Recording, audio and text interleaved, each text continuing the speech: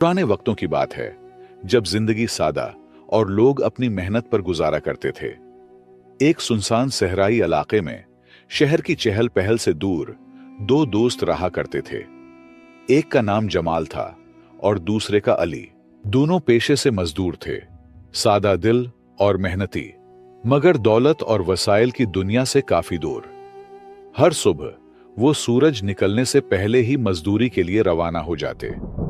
दिन भर की सख्त मेहनत के बाद शाम को जब थके हारे लौटते तो किसी दरख्त के साए तले बैठकर रोटी के चंद नवाले बांट लेते।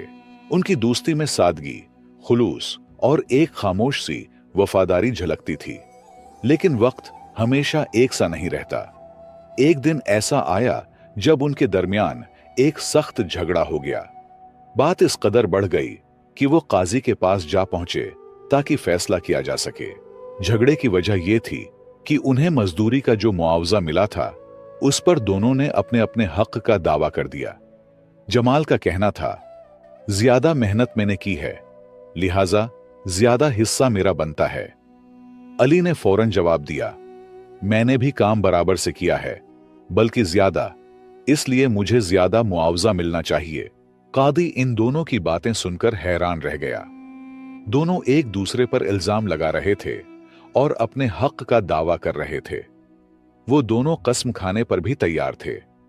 फैसला मुश्किल था क्योंकि बज़ाहिर दोनों ही मासूम और सच्चे नजर आ रहे थे और कोई सबूत भी न था जिसकी वजह से फैसला एक के हक में की जाए। मामला पेचीदा था और कोई गवाह या सबूत भी मौजूद न था। आखिरकार काजी ने अपने इख्तियारात का इस्तेमाल करते हुए खजाने से कुछ इजाफी अशरफियां मंगवाएं। फिर जो रकम दोनों मजदूरों ने अपनी अपनी मेहनत के बदले मांगी थी, काजी ने वो पूरी पूरी दोनों को दे दी। बज़ाहिर इंसाफ हो गया था, दोनों को वही मिला जो वो चाहते थे। लेकिन काजी का दिल मुतमईन न था, क्योंकि काजी का असल फर्ज सिर्फ मामले को खत्म करना नहीं होता, बल्कि हक और नाहक में तमेज करके इंसाफ को अपने सही अंजाम तक पहुंचाना भी होता है। अगर झूठ सच से न टकराए तो दोबारा ऐसे झगड़ों के दरवाजे खुल जाते हैं और मुजरिम अपने गुनाह से बच निकलता है। इसी सोच के तहत काजी ने इस मामले को अगरचे बज़ाहिर खत्म कर दिया, लेकिन दिल में यह अहद कर लिया कि वो इस सच तक जरूर पहुंचेगा। उसे यकीन था कि दोनों में से एक जरूर झूठा है और जो भी कसूरवार निकलेगा उसे सजा जरूर दी जाएगी। यूं वक्त का पहिया चलता रहा। दिन महीनों में बदलते गए और जिंदगी अपनी रफ्तार से आगे बढ़ती रही। मगर एक दिन फिर वही पुरानी तकरार लौट आई। जमाल गुस्से से भरा हुआ काजी के दरबार में हाजिर हुआ। चेहरे पर गम, दुख और गुस्सा एक साथ नुमायां थे। जमाल ने काजी के सामने फरियाद की, काजी साहब, मैंने अली को 10 अशरफियां कर्ज के तौर पर दी थीं। कई दिन हो चुके हैं, मैंने बार बार उसे याद दिलाया, मगर वो वापस करने का नाम ही नहीं ले रहा। काजी ने फौरन अली को बुलवाया ताकि उसकी भी सुनी जाए। अली हाजिर हुआ तो उसने बिल्कुल उल्टा दावा किया।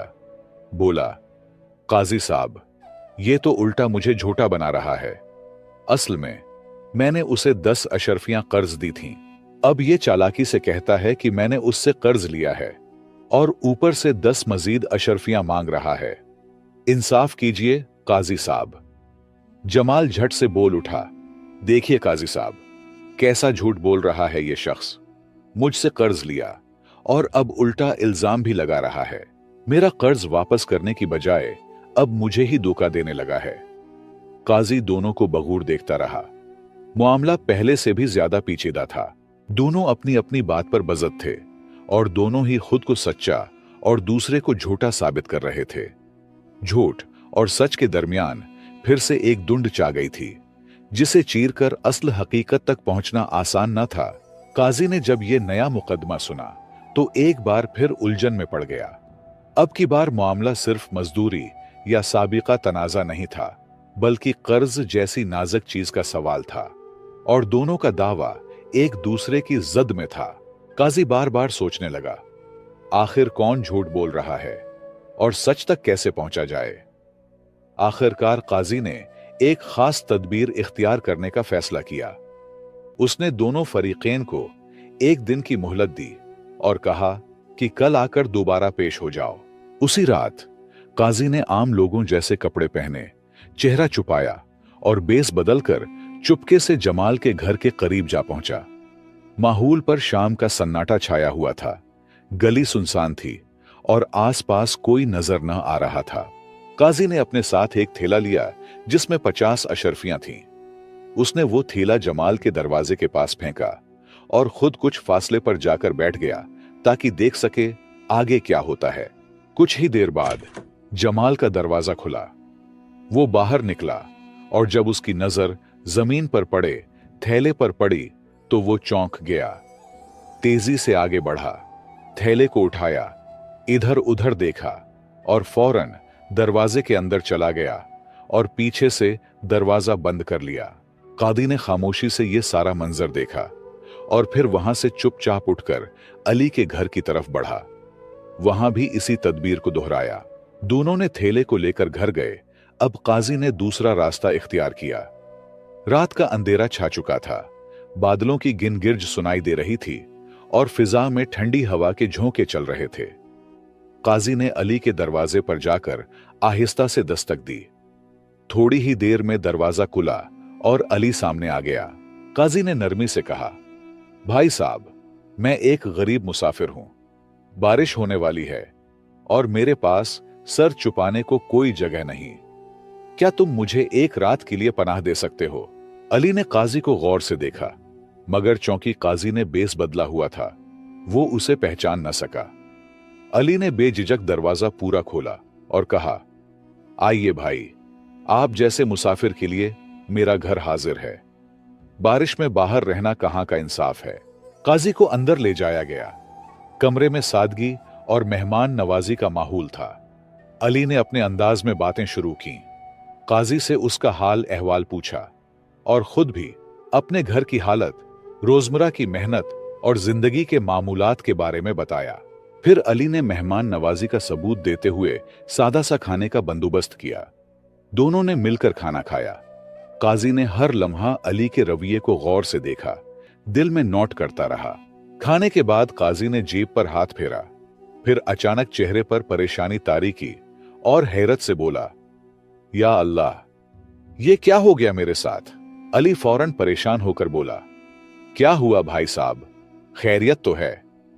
काजी ने थोड़ा रंजीदा लहजे में कहा, बेटा, मेरे पास अशरफियों का एक थैला था। सारी जमा पूंजी उसी में थी।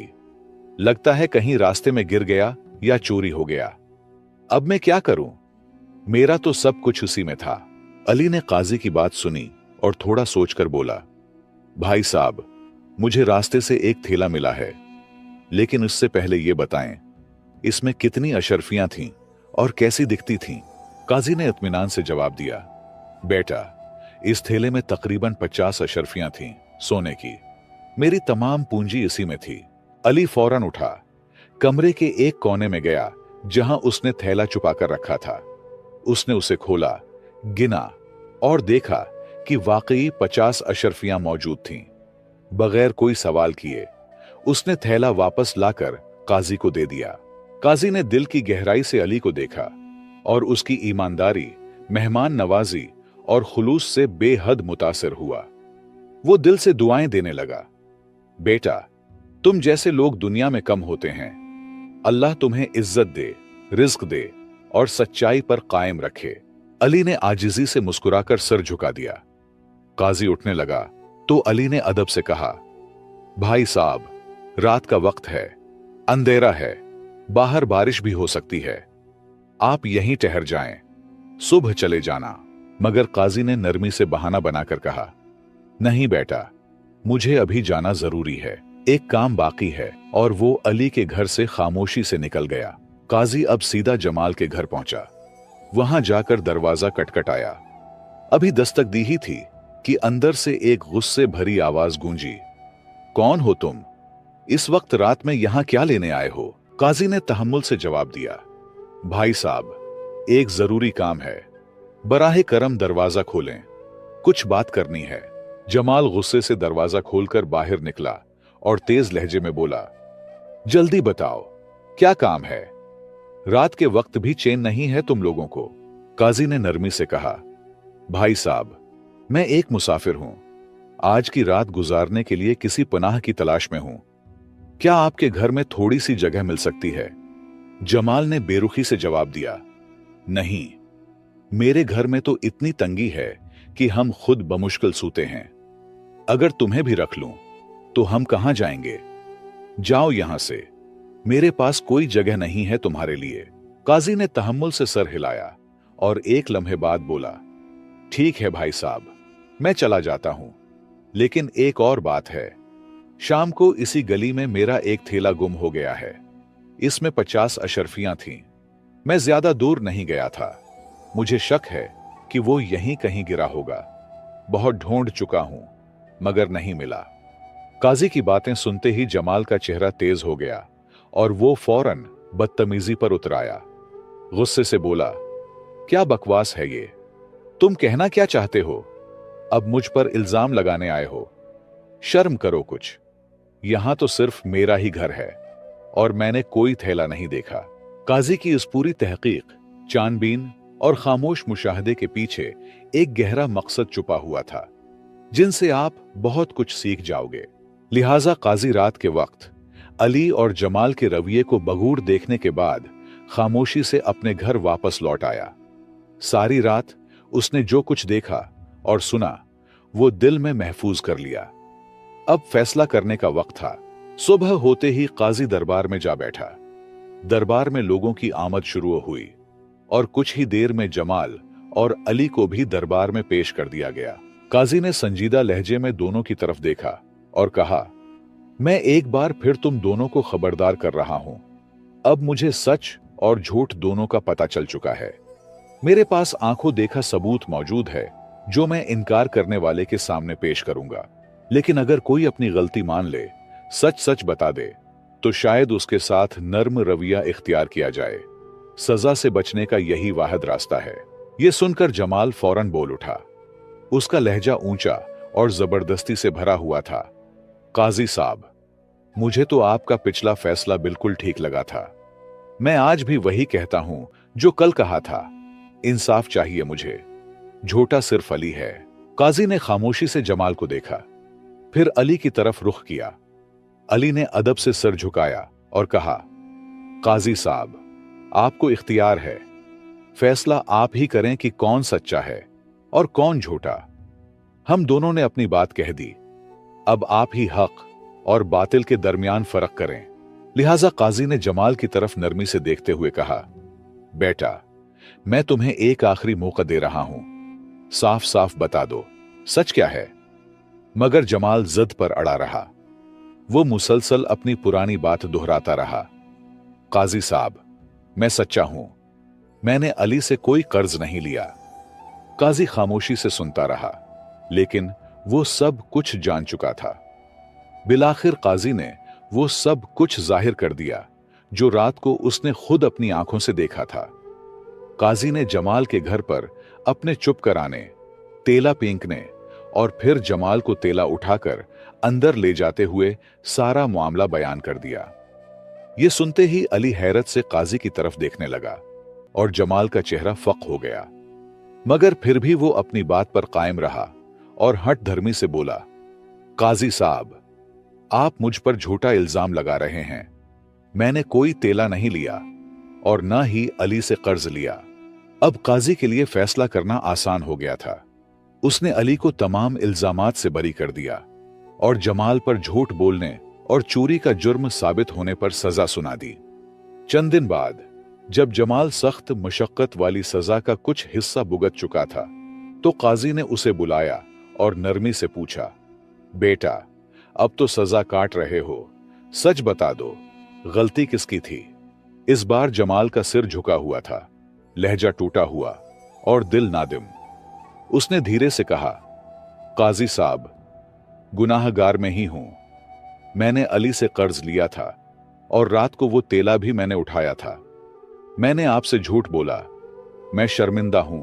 ये पूरी तहकीक दरअसल काजी किसी और मकसद के लिए कर रहा था, क्योंकि उसका खास मुशीर, जो काजी के अहम राजों का अमीन था, कुछ अरसा कबल वफात पा चुका था।